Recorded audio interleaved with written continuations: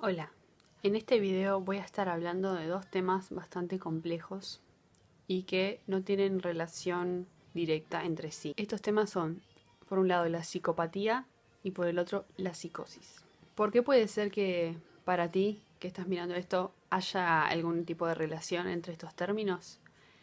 Yo creo que es porque si nos ponemos a pensar en la historia del cine y de cómo ha reflejado distintos trastornos mentales, cuando hablamos de psicosis, podemos pensar en la película que se llama Psicosis del año 1960, cuyo título original era Psycho, que literalmente se traduce al español como psicópata.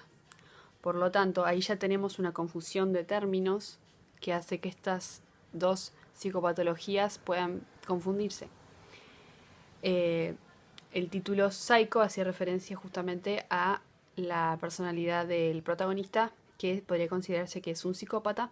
Un psicópata hoy en día es una persona a la que se le diagnostica el trastorno antisocial de la personalidad, del cual yo hice un video diciendo los criterios diagnósticos que va a aparecer por acá arriba. En cambio, la psicosis es un término que, un término paraguas vendría a ser, que sirve para referirse a varios tipos de trastornos psicóticos, entre ellos la esquizofrenia y también el trastorno de la personalidad esquizotípica. Si te gustaría ver una representación de un personaje esquizofrénico en el cine, yo te recomendaría que veas la película A Beautiful Mind del 2001, en español es Una mente brillante, basada en la vida de un científico que fue diagnosticado con esquizofrenia y se muestra en la película cómo tiene alucinaciones y delirios y bueno, y cómo también logra convivir con ellos. A pesar de que, como dije, ya hice un video hablando del trastorno antisocial de la personalidad, sí quería dejar en claro algunas características bastante comunes de las personas que son diagnosticadas con este trastorno de la personalidad. Se tratan de individuos que suelen carecer de empatía, que tienden a ser crueles, cínicos y despectivos con los sentimientos, los derechos y los sufrimientos ajenos.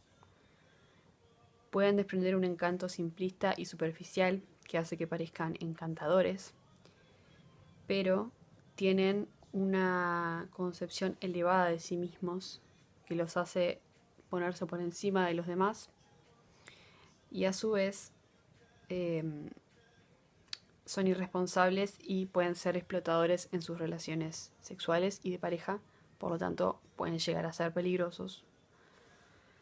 En cuanto a los antecedentes de una persona que desarrolla este trastorno de la personalidad, se considera que muchas veces aparece antes de los 10 años un trastorno en la conducta o se le diagnostica un trastorno de déficit atencional y que hay muchos factores que inciden en que esa persona termine desarrollando este trastorno de la personalidad, como por ejemplo ser víctimas de abuso, de negligencia infantil, o sea que no los cuiden como deberían cuidarlos, una paternidad inestable o irregular, que haya inconsistencia en la disciplina que reciben. Todo esto son cosas que hacen que sea más probable que la persona padezca de este trastorno. Después, bueno, en mayor frecuencia se suele diagnosticar en hombres y otras características son la impulsividad, la agresividad, el engaño, superficialidad, manipulación, siempre con el fin de obtener beneficios, ya sea poder, algo material o tener la gratificación de explotar a los demás. Y ahí es cuando entra algo perverso, ¿no? Porque siempre decimos que disfrutar del dolor ajeno o del sufrimiento ajeno es una perversión. Bueno, si bien se sabe que estos individuos tienen dificultades para sentir empatía, lo que sí pueden hacer y hacen muy bien es entender cómo se manejan las personas y cómo se relacionan. Por lo tanto, pueden aparentar que tienen empatía hacia los demás, incluso ser amables. Ese comportamiento encantador que cautiva a las personas es lo que los suele diferenciar de lo que se llama sociópatas. Esa frialdad que a muchos les puede parecer negativa, les puede ser muy útil si tienen cargos profesionales, como por ejemplo ser vendedores, directores ejecutivos, policías, jueces o incluso trabajan en la política. Y muchas veces en el mundo del cine se asocia a personas psicópatas con comportamiento criminal. Y si bien no toda persona que hace que comete un crimen tiene trastorno antisocial de la personalidad, sí es cierto que hay una tendencia en estas personas a ser agresivas y a cometer delitos porque no les importa mucho seguir las normas. Entonces, esos rasgos de su personalidad que son desadaptativos, inflexibles y persistentes hacen que se deteriore su funcionamiento en sociedad e incluso les puede generar malestar. Y pueden aparecer conductas piromaníacas, por ejemplo, disfrutar de prender fuego a algo, destruir algo, como que ese tipo de cosas que digamos están en contra de la ley o del comportamiento civilizado. Dicho todo esto, pasaríamos ahora a los trastornos psicóticos. Dentro de los trastornos psicóticos tenemos distintos tipos según el Manual Diagnóstico y Estadístico de los Trastornos Mentales.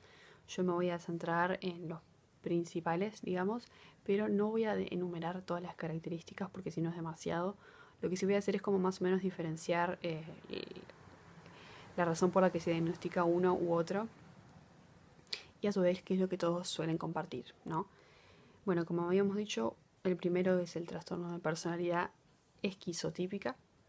Después está el trastorno delirante, el trastorno psicótico breve, el trastorno esquizofreniforme, la esquizofrenia, que es el que más se conoce, el trastorno esquizoafectivo, y después hay otros trastornos psicóticos inducidos ya sea por sustancias, medicamentos o por otras afecciones médicas.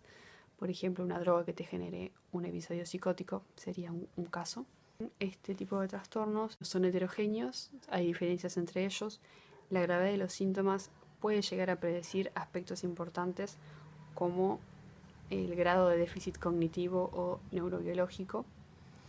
A su vez, la gravedad de los síntomas que generan el estado de ánimo tiene un valor pronóstico, es decir, que cuanto más grave sea, puede ser más o menos probable que haya una posible curación o mejora si hay tratamiento. Y hay 5 características que suelen estar presentes en este tipo de trastornos. Los delirios no pueden ser atribuidos a un efecto fisiológico de una sustancia o a una afección médica, o sea, no es que son consecuencia de haber tomado una droga o de tener otro problema físico médico, sino que es algo que sucede de repente. Y tampoco son consecuencia de otro tipo de problemas mentales como el trastorno dismórfico corporal o el trastorno obsesivo compulsivo, que a veces pueden generar delirios. Bueno, primero que nada es algo que sucede en la mente, que es una creencia fija, que por más que vos te quieran probar que no es real y que no existen pruebas de que lo que crees es cierto, aún así la persona la sostiene.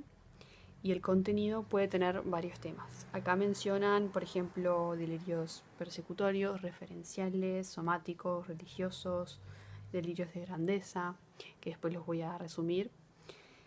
Y también hay lo que se llama delirios extravagantes, que es cuando el delirio es claramente inverosímil, o sea, es claramente algo imposible de suceder, como por ejemplo creer que a vos te cambiaron tus órganos por los de otra persona a pesar de que no tenés ni una cicatriz en tu cuerpo ni ningún indicio de que te operaron. Cabe aclarar que los delirios no son exclusivos de los trastornos psicóticos y que también se pueden dar en otro tipo de trastornos mentales. Los delirios persecutorios serían la creencia que tiene la persona de que están conspirando en su contra o de que lo están engañando o lo espían, lo siguen, lo envenenan o lo drogan, lo difaman, lo acosan. Es como que alguien está pendiente de él para hacerle daño, vendría a ser. Y un ejemplo puede ser creer que te está vigilando la policía, a pesar de que no hay ninguna situación de la realidad que te pueda hacer pensar eso. Los delirios referenciales son aquellos que hacen que el individuo interprete ciertas acciones o gestos o señales del medio ambiente como algo que está dirigido exclusivamente a esa persona. Los delirios de grandeza es cuando el individuo cree que tiene habilidades o fuerza o riqueza o fama y que que son como excepcionales y que las personas no se dan cuenta, no lo valoran. O por ejemplo, que descubrió algo y que nadie lo toma en cuenta. Los delirios erotomaníacos es cuando la persona cree que hay alguien que está enamorado de él y tiene la certeza de que esa otra persona está enamorada de él. Delirios nihilistas, que es cuando tenés la convicción de que va a haber un desastre natural. Delirios celotípicos, cuando tenés la convicción de que tu pareja te es infiel. Acá entra mucho la violencia de género relacionada a este tipo de delirio, que como dije no es único de los trastornos psicóticos, sino que una persona que no tiene psicosis puede tener delirios celotípicos. Por último, los delirios somáticos son las creencias de que tenés problemas de salud o que tenés enfermedades internas en los órganos, a pesar de que no tenés nada porque vas al médico y te muestra que estás sano. El número 2 serían las alucinaciones, que son percepciones que tienen lugar sin que se presenten los estímulos externos, o sea, puede suceder en cualquiera de los sentidos. Vos ves, escuchás o percibís algo que en realidad no está presente. Las más comunes son las alucinaciones sonoras, escuchar algo que realmente no está ahí. Y cabe aclarar que en estos casos la persona está totalmente consciente, o sea, la persona está despierta y le pasan esos sucesos de alucinaciones. O sea, no es como cuando uno está por despertarse que a veces siente cosas raras, no. Vos estás en una situación X y de repente escuchas una voz o sentís algo y le preguntas a alguien que está al lado y te dice no hay nada. El pensamiento o discurso desorganizado es otra característica de los trastornos psicóticos, que les cuesta mucho organizar su discurso. Entonces, muchas veces cuando hablan es prácticamente incomprensible. Magdalena, tu pregunta es, ¿cuál podrías decir que ha sido tu mayor logro y por qué? Muy buenas noches. Alcanzar el éxito no es cuestión de azar, es un cúmulo acumulado en todos el tiempo perfecto. Considero... Muchas gracias. Este síntoma tiene que ser lo suficientemente grave como para que se dificulte la comunicación con otras personas. Número 4 sería el comportamiento motor muy desorganizado o anómalo, y dentro de esto estaría la catatonía. Esto quiere decir que se pueden ver dificultades para llevar a cabo cualquier tipo de comportamiento que se dirija a un objetivo. Y bueno, esto genera dificultades para realizar las actividades cotidianas. Pues la catatonía tiene distintas manifestaciones, yo voy a nombrar algunas. Por ejemplo, el negativismo, que sería la resistencia a llevar a cabo instrucciones, o sea, negarse a seguir instrucciones de parte de alguien. La catalepsia, que es cuando mantienes una postura rígida, que es inapropiada o extravagante. El estupor, que es cuando no hay actividad psicomotora, o sea, no hay como una respuesta ante los estímulos externos. También está el mutismo, dejar de hablar, mantener la mirada fija, hacer muecas. La ecolalia, que es cuando uno imita la forma de hablar del otro, como cuando sos niño y empezás a hacerle burla a alguien. O si no, la ecopraxia, que es cuando imitas los movimientos del otro. Esto puede ser muy desesperante porque, bueno, se trata de una persona adulta que está haciendo cosas que hacen los niños jugando. La catatonía suele diagnosticarse en los hospitales, digamos, en el entorno mental, y aparece hasta en el 35% de los sujetos que tienen esquizofrenia, aunque mayoritariamente se produce en personas con trastornos bipolares o depresivos. La última característica son los síntomas negativos, que quiere decir que son síntomas que le quitan características a la persona. Por ejemplo, se les disminuye la expresión emotiva, todo lo que es expresar emociones mediante la cara, mediante gestos, moviendo las manos, la mirada, etc. Es como que no es tan notorio como en personas que no les pasa esto. Después está la bulia, que es cuando disminuyen las actividades que se realizan por iniciativa propia. La alogia, que es cuando se reduce el habla. La anedonia, que también está muy presente en la depresión, que es cuando hay dificultades para encontrar placer en la realización de actividades. La asociabilidad, que es una falta de interés por sociabilizar o interactuar con otras personas. Dentro de los tipos de trastornos psicóticos voy a empezar por el trastorno de la personalidad esquizotípica. Este trastorno englobaría un patrón generalizado de déficits sociales e interpersonales, o sea, dificultades en las relaciones, una capacidad menor para mantener relaciones cercanas, o sea, es muy difícil para ellos generar vínculos íntimos con las demás personas. Puede aparecer ya sea en la infancia o adolescencia, pero recién se diagnostica en la adultez. Es importante distinguir que el trastorno de la personalidad esquizotípica es diferente a lo que se llama trastorno de la personalidad esquizoide, porque este caso, si bien el nombre es similar, porque tiene el esquizo como si fuera algo relacionado a la esquizofrenia, en el caso del trastorno esquizoide no hay síntomas psicóticos. Por eso no está dentro de estos trastornos psicóticos. Continuando con la personalidad esquizotípica, algo más que los caracteriza es que tienen distorsiones cognitivas o perceptivas y se comportan con muchas excentricidades, o sea, a la vista de los demás son personas extrañas. Suelen tener ideas de referencia. Esto significa que interpretan incorrectamente sucesos causales y acontecimientos externos como si tuvieran un significado oculto relacionado a ellos. Pueden sentir que tienen como un poder de controlar mediante su mente o mediante su intención las actitudes de los demás, así como si hacen rituales creen que pueden hacer que sucedan ciertas cosas. Y esto no es lo mismo que cuando hacemos rituales o tenemos amuletos o cosas, o sea, va más allá de eso, es como algo que es una convicción de que si ellos tienen la capacidad de que si hacen algo específico van a generar un cambio en la realidad.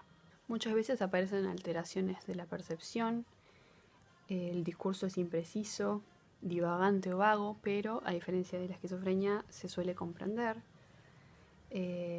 Suelen ser suspicaces, que esto lo tuve que buscar porque no sabía qué significaba. Ser suspicaz es cuando sos propenso a sospechar o a ver malas intenciones en lo que dicen o hacen los demás. Es como que tenés una duda constante de si los demás te quieren hacer, te quieren perjudicar o no. Suele haber una ideación paranoide, o sea, tener ideas del tipo paranoicas. Suelen tener incapacidades para manifestar todas las emociones y eso les dificulta que justamente puedan interactuar. Son personas que se ven excéntricas y que no suelen seguir las convenciones sociales, por eso les cuesta mucho integrarse. Además de que tienen una gran ansiedad social que hace que directamente no les interese sociabilizar, porque no es algo que disminuya al conocer a otras personas, sino que es algo que está siempre presente por esa desconfianza que tienen hacia las intenciones ocultas de los otros. En el caso de los distintos trastornos psicóticos tenemos el trastorno delirante, que para ser diagnosticado tiene que haber al menos un mes de delirios, pero no tiene que haber otros síntomas psicóticos como los que mencioné al principio, alucinaciones, el pensamiento desorganizado, etc. Solo delirios.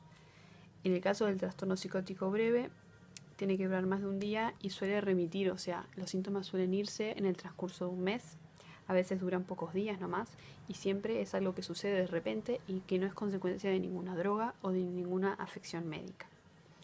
Después en el trastorno esquizofreniforme, qué nombre complicado, hay síntomas de esquizofrenia, pero la diferencia con la esquizofrenia es que suelen remitir, o sea, disminuir e irse antes de los 6 meses.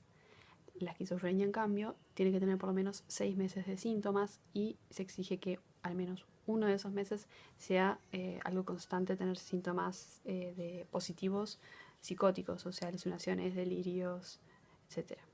En el trastorno esquizoafectivo hay un episodio de estado de ánimo como de manía o depresión y le siguen síntomas psicóticos como los delirios o alucinaciones durante al menos 2 semanas. Es como que hay momentos donde hay problemas en el estado de ánimo y luego problemas de síntomas psicóticos que dificultan la vida de la persona. Algo interesante es que el trastorno de la personalidad esquizotípica y el trastorno de la personalidad paranoide, del cual hablé hace mucho tiempo, a veces precede al inicio de una esquizofrenia. O sea, una persona diagnosticada con uno de estos tipos de personalidad puede que desarrolle una esquizofrenia. Los sujetos que tienen trastorno delirante pueden reconocer que las otras personas creen que sus delirios son justamente delirios, pero no son capaces de creerles, o sea, no son capaces de decir, sí, reconozco que tengo un delirio. O sea, reconozco que para ellos es un delirio, pero yo siento que tengo la razón y que no es así. A diferencia de personas con esquizofrenia, su comportamiento es bastante normal, o sea, no llama tanto la atención, salvo que hables de esas ideas que tienen y las cuestiones o actúes en base a ellas, ahí sí se van a alterar, digamos. El trastorno psicótico breve suele ser algo que empieza de repente y que dura muy poco, a veces pocos días, pero lo mínimo que tiene que durar es un día entero. Y es algo que puede aparecer tanto en la adolescencia como en la vida adulta, y lo más normal es que aparezca luego de los 30 años. A veces los síntomas disminuyen antes de que se cumpla un mes. En el trastorno esquizofreniforme se suele diagnosticar en 2 situaciones. Cuando hay un episodio de esquizofrenia que dura entre 1 y 6 meses y el sujeto ya se fue recuperando, o cuando el individuo tiene síntomas por menos de 2 meses, pero todavía no se recuperó. Entonces se le diagnostica como trastorno esquizofreniforme provisorio, porque si pasan los 6 meses ya sería una esquizofrenia. En la esquizofrenia los síntomas positivos que tiene que tener es uno de estos 3 sí o sí. Tiene que tener delirios, alucinaciones o discurso desorganizado, más otro síntoma por lo menos. O sea, exige que tenga 2 síntomas y que uno de ellos sea uno de estos 3 que mencioné. Los otros pueden ser los que había dicho al principio. Sí, lo de la catatonia y bueno, todos los otros síntomas negativos de abulia, logia, anedonia, asociabilidad, expresión emotiva disminuida, etc. Los síntomas de la esquizofrenia suelen aparecer en la adolescencia tardía y a la mitad de los 30 años. El inicio puede ser brusco o puede ser algo que sucede de a poco. Y si bien los síntomas pueden remitir, lo que suele permanecer es síntomas que afectan a la cognición, digamos. En estos casos contribuyen a que la discapacidad del trastorno se perpetúe. Los individuos con esquizofrenia pueden mostrar un afecto inapropiado, o sea, reírse en ausencia de un estímulo apropiado. Esto me hizo acordar el caso del Joker cuando se reía de la nada. Un ánimo disfórico que puede tomar la forma de depresión, ansiedad o enfado, una alteración del patrón del sueño, falta de interés por comer o rechazo de la comida. También pueden tener episodios disociativos. Los déficits cognitivos, que es lo que dije que suele permanecer, son muy comunes en la esquizofrenia. Se asocian a los déficits laborales y vocacionales, o sea, afectan el rendimiento productivo de la persona. Puede que haya un deterioro de la memoria, además de que el procesamiento del pensamiento suele tener una velocidad menor. Hay algunos individuos con psicosis que pueden carecer de introspección o de conciencia de su trastorno. Esto se le conoce como anosognosia y esta incapacidad de darse cuenta de que tienen esquizofrenia es un síntoma que predice si va a haber mayores tasas de recaída o tratamientos involuntarios, y por lo general el pronóstico es que haya peor funcionamiento psicosocial, agresiones y que la enfermedad sea de un curso más complicado, porque si no reconocen que tienen un problema es más difícil que acepten tratamiento. Hablando de la violencia, porque se asocia mucho la esquizofrenia a la violencia, se comprobó que las agresiones espontáneas o inesperadas son poco comunes. La agresión es más frecuente en los varones jóvenes y individuos que tienen antecedentes de violencia, falta de cumplimiento terapéutico, abuso de sustancias e impulsividad. O sea, las personas que no se tratan y que ya de por sí tienen tendencias violentas, sí pueden ser violentas. Pero una persona bajo tratamiento probablemente no. La gran mayoría de las personas con esquizofrenia no son agresivas y, al contrario, son víctimas más frecuentes de lo que son victimarios, porque los individuos suelen burlarse de ellos, porque son tan excéntricos, entonces reciben más daño del que hacen. Otra vez vuelvo al Joker y el video que hice sobre él. Es una persona con muchos rasgos esquizofrénicos que era víctima de la sociedad. La diferencia es que después decide vengarse, y ahí es cuando entra su violencia hacia el resto. Pero al principio era él el que recibía todas las agresiones y no hacía nada malo. Espero que haya quedado clara la diferencia entre la psicopatía y la psicosis. Es algo que yo antes no tenía claro, así que me parece que está bueno aclararlo, porque tal vez hay alguien más con estas dudas. Y bueno, es algo muy complejo, yo recién estoy empezando a estudiar estas cosas, así que no tengo muy claro, o sea, si me hacen más preguntas al respecto, no sé si las voy a poder responder. Esto es lo que supe entender de lo que leí de la literatura oficial, digamos. Adelanto que en el próximo video voy a estar hablando de trastornos de la conducta alimentaria, así que si te interesa ese tema, te invito a que te suscribas acá abajo, actives la campanita y estés pendiente. Y bueno, si quieres dejarme un comentario, también te leo y te contesto.